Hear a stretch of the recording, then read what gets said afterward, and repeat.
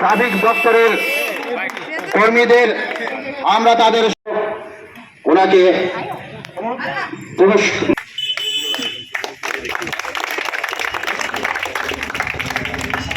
আমাদের পার্টির নেতৃত্ব কমরেড অমল চক্রবর্তী ও কমরেড অরুণ সিনহা মহাশয়।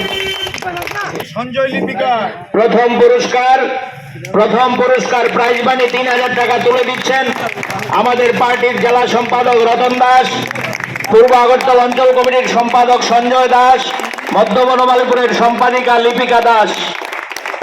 দিতে চাই আমাদের এই দূরপাল্লার দৌড় প্রতিযোগিতায় অংশগ্রহণ করেছেন এমন একজন প্রতিযোগী যিনি সরাসরি খেলার মাঠে না হয়েও উৎসাহ নিয়ে এই দৌড় প্রতিযোগিতায় অংশগ্রহণ করেছেন।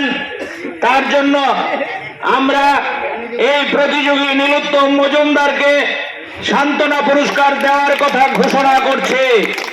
আমরা উদ্যোক্তাদের অনুরোধ করব এই সান্ত্বনা পুরস্কার আমাদের নীলোত্তমের হাতে তুলে দেবেন।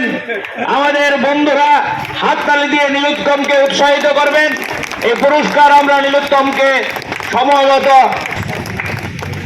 নীলোত্তমের মতো আরো বন্ধু যাতে খেলার মাঠে অংশগ্রহণ করে খেলার মাঠ প্রসারিত। সিপিআইএম 24তম সদর মহকুমা সম্মেলনকে সামনে রেখে আমাদের আগরতলা শহরের 15টা যে অঞ্চল কমিটি আছে তাদের উদ্যোগে ভিন্ন ধর্মী কর্মসূচি গ্রহণ করা হয়েছে।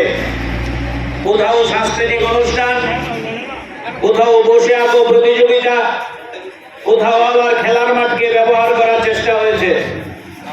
আমি আগেও বলেছি, আপনারা জানেন সিপিআইএম আমাদের ভারতবর্ষে মানুষের জন্য, সাধারণ মানুষের জন্য লড়াই করে এই মানুষের লড়াইকে আরো তেজি করার লক্ষ্যে আমাদের এই সম্মেলনের বার্তা জনমনে পৌঁছে দিতে আমাদের সিপিআইএম মধ্য বনমালীপুর এবং পূর্ব আগরতলা অঞ্চলের উদ্যোগে এই দূরপাল্লার দৌড় প্রতিযোগিতা।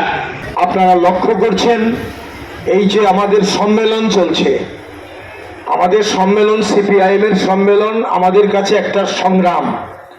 আমরা শাখা থেকে লোকাল, মহকুমা, জেলা, রাজ্য এবং কেন্দ্রীয় পার্টি কংগ্রেস, যেটা এপ্রিল মাসের 2 থেকে 6 তারিখ পর্যন্ত হবে, তারা যদিও সদর মহকুমা সম্মেলনকে সামনে রেখে বলেছেন, কিন্তু আমি ধরে নিচ্ছি গোটা সিপিআইএম সম্মেলন যে পর্ব, এই সম্মেলন পর্বটাকে তারা ধরে এই প্রতিযোগিতা তারা করেছেন এবং পার্টিকুলারলি সদর মহকুমা সম্মেলনকে উল্লেখ করেছেন তারা।